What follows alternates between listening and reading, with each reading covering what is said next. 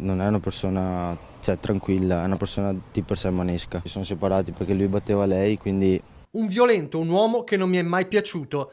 Davide, 24 anni, sospira più volte. C'era anche lui assieme a papà Giancarlo e a mamma Martina mercoledì nella Casa dell'Orrore di via Monsignor Breda. Quegli spari e quella scena impossibile da dimenticare e la rabbia per lo zio Massimo. Uomo tranquillo? Non è vero, dice, e ricorda un altro episodio. So che è stato un litigio con mio nonno, che adesso non c'è più, che aveva bisogno di soldi e mi ricordo che aveva spintonato mio nonno quella volta lì. Mio nonno, essendo aveva già i suoi anni, è morto che ne aveva 89, aveva già i suoi anni all'epoca, aveva già 80-82 e già vedendolo così, cioè, io avevo già capito che persona che era, ma che arrivasse a fare quello che ha fatto, no. Usare le mani avrei detto ok, ma usare un'arma e anche di per sé farla alle spalle vuol dire che sei un vigliacco e basta, perché non hai neanche il coraggio di affrontare le cose.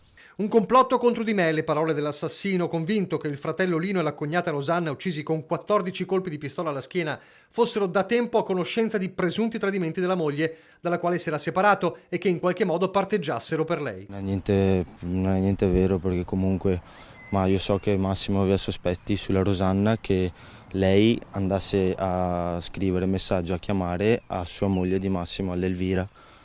Però quando parlavamo con la Rosanna diceva guarda, io non ce l'ho neanche il numero, quindi non riesco a mettermi in contatto con lei. E lui aveva questo presentimento qua, ma comunque non è mai saltato fuori. Impossibile, davvero impossibile perdonare. Una roba del genere, ti perdono se mi moglie un pugno sulla faccia o sull'occhio, ma questa roba qua non...